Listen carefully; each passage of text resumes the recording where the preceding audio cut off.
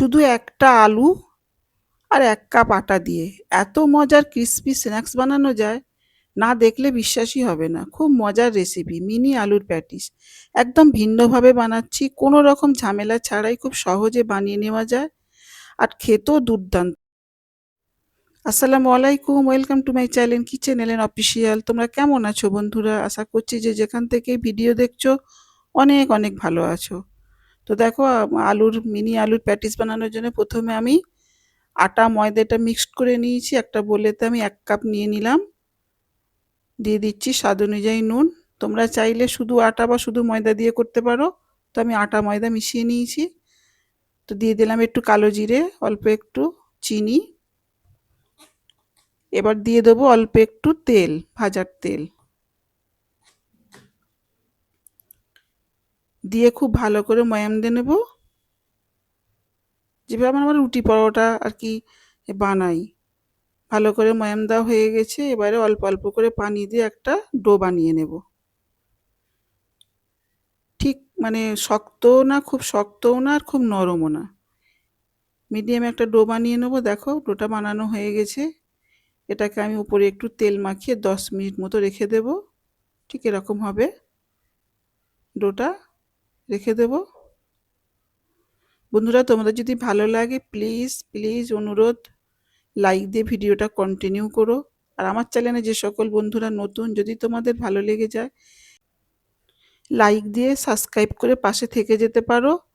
তো দেখো আমি একটা আলু এইভাবে সেদ্ধ করে নিয়েছি। আলুটা আমি তরকারির মধ্যে দিয়ে সেদ্ধ করে নিয়েছি। তো এইভাবে যদি আলু সেদ্ধ করা যায় না, এর টেস্টটা অনেকটা বেড়ে যায়। দেখো এইভাবে করে আমি আলু চটকে নিচ্ছি। তো এমনি আমরা যে আলু সেদ্ধ করি, ওর থেকে এইভাবে তরকারিতে দিয়ে যদি আলু এরকম সেদ্ধ করা যায় না, ওর মশলাগুলো ভেতরে ঢুকে যায়, খেতে দুর্দান্ত হয়। তো দেখো আলু সিদ্ধটা আমি চটকে নিয়েছি। এবার দিয়ে দেবো স্বাদ অনুযায়ী নুন। এবার দিয়ে দিচ্ছি আমি চাট মশলা। এবার দিয়ে দেবো ভাজা জিরের গুঁড়ো। সব একে একে দিয়ে দিচ্ছি। গোলমরিচের গুঁড়ো। এটা অল্প একটু মৌরি নিয়েছি, মৌরি দিয়ে দিলাম। মৌরিটা দিলে কি হয়, খেতে আরও একটু ভালো লাগে, ফ্লেভারটা খুব ভালো। তো দিয়ে দিচ্ছি ধনেপাতা কুচি করা।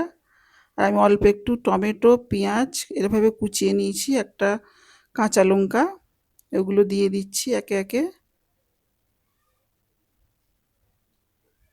ঝালটা তোমরা তোমাদের মতো করে দিয়ে নেবে। তো এইগুলো দিয়ে এবার একটা লেবু এরকম হাফ নিয়েছি, পাতি লেবু 1 চামচ মতো হবে, রস একটু এরকম আমি চিপে দিয়ে দেব। এতে অনেক চটপটা একটা স্বাদ আসবে, টেস্টি হবে। সবগুলো দিয়ে সব উপকরণগুলো আলুর সঙ্গে আমি খুব ভালো করে মিশিয়ে নেব। একটু সুন্দর করে ভালো করে মিশিয়ে নেব। একদম অন্যরকমভাবে আমি এই প্যাটিসটা বানাচ্ছি, খুব সহজভাবে, সহজ পদ্ধতিতে।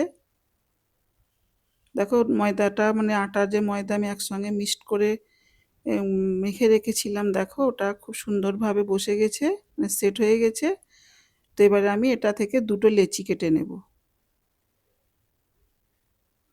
এইভাবে করে দুটো লেচি কেটে নিচ্ছি। অল্প একটু ময়দা নিয়েছি, পিড়ে বেলুন নিয়েছি। এটাকে আমি বেলে নেব। আমরা যেভাবে রুটি বেলি, রুটি একটা বেলে নেব।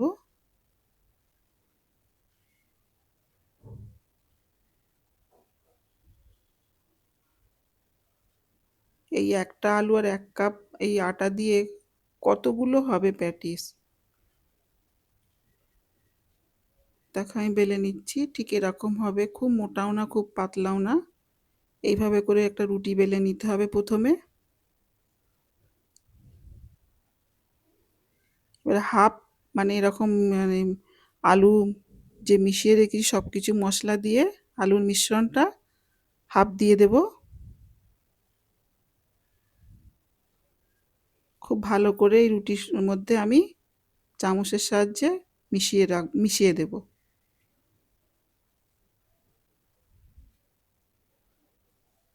দেখো সুন্দর করে গোল করে লাগিয়ে নিয়েছি দেখো। এবার এইভাবে করে মুড়ে নেব। প্রথমে এদিকের একটা এই পিসটা আমি নিয়ে উল্টে দিলাম, তারপর এদিক থেকে নিয়ে একটু এইভাবে করে চেপে দেব।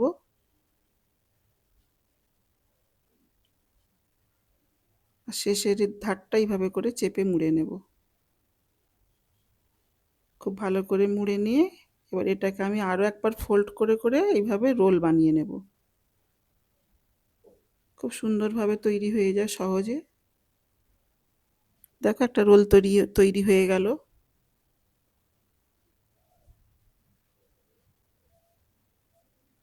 এইভাবে করে আরেকটা যে লেচি কাটা আছে এইভাবে করে বানিয়ে নেব।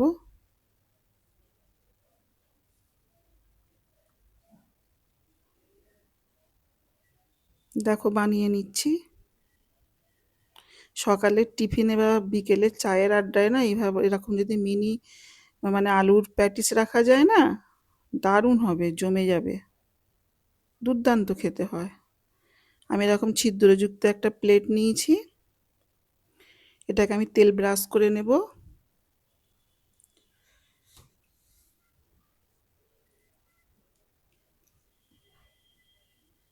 এবার যে রোল দুটো আমি বানিয়েছি এইগুলো এই প্লেটে দিয়ে দেব। দিয়ে আগে থেকে আমি ডেকচিতে পানি ফুটতে দিয়ে দিয়েছি। এই ফুটন্ত পানিতে আমি এটা দিয়ে 10 মিনিট রেখে দেবো ঢাকা দিয়ে।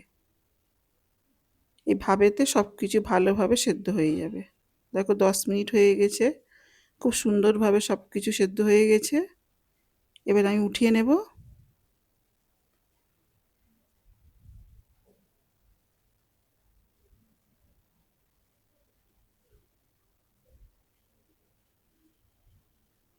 উঠিয়ে নিলাম।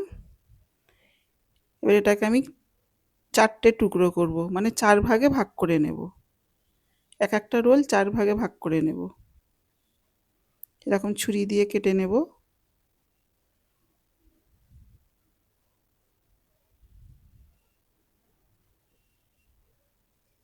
খুব সহজে তৈরি হয়ে যায় কম সময়ের মধ্যে, আর ঘরে থাকা সব উপকরণ দিয়েই হয়ে যায়।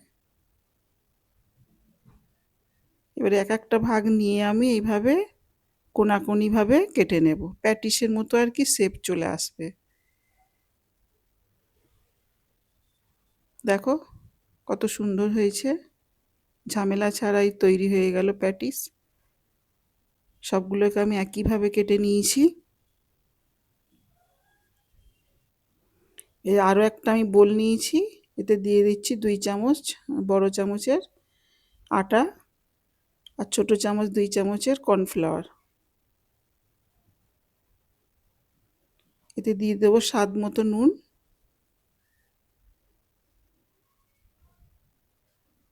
তারপর দিয়ে দেবো অল্প একটু গোলমরিচের গুঁড়ো আর দেবো অল্প একটু চিলি ফ্লেক্স। এটা তোমরা যেমন ঝাল খাবে সেই অনুযায়ী দিয়ে নেবে। দিয়ে শুকনো উপকরণটা একটু মিশিয়ে নিলাম। এবার এটাকে অল্প অল্প করে পানি দিয়ে একটা ব্যাটার বানিয়ে নেব। এইভাবে করে চামচের সাহায্যে গুলে এরকম করে নেড়ে নেড়ে একটা ব্যাটার বানিয়ে নেব। দেখো ঠিক এরকম হবে, একটু পাতলা টাইপেরই হবে, খুব ঘন করলে হবে না। তৈরি হয়ে গেছে ব্যাটারটা। আমি আগে থেকে ফ্রাই প্যান বসিয়ে তেল গরম হতে দিয়ে দিয়েছি, একটা একটা করে এরকম প্যাটিস এই ব্যাটারে দিয়ে আর গরম তেলে ছেড়ে দেব।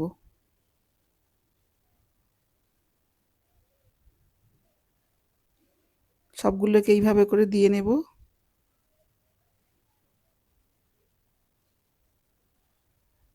ওপরটা মুচমুচে ভেতরটা নরম, কি যে স্বাদ, একবার না ট্রাই করলে বুঝতে পারবে না, দুর্দান্ত হয় খেতে। চটজলদি বানিয়েও নেওয়া যায়। এক পিঠ হয়ে গেছে দেখো, আর এক পিঠ উল্টে দিচ্ছি।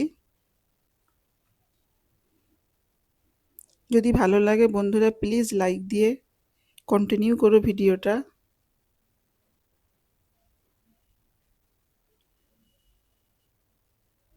দেখো তৈরি হয়ে গেল, আমি তুলে নিচ্ছি এবার। কতটা খাস্তা হয়েছে দেখেই বুঝতে পারছো।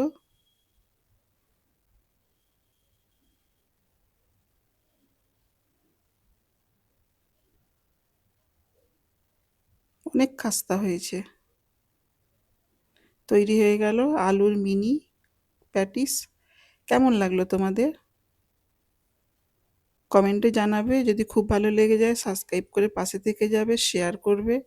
এরকম নতুন নতুন রান্নার রেসিপি দেখতে চাইলে, শিখতে চাইলে কিচেন এলেন অফিসিয়ালের পাশে থেকো, সঙ্গে থেকো। আবারও দেখা হয় অন্য কোনো ভিডিওতে, অন্য কোনো নতুন রেসিপি নিয়ে। ততদিন তোমরা ভালো থেকো, সুস্থ থেকো।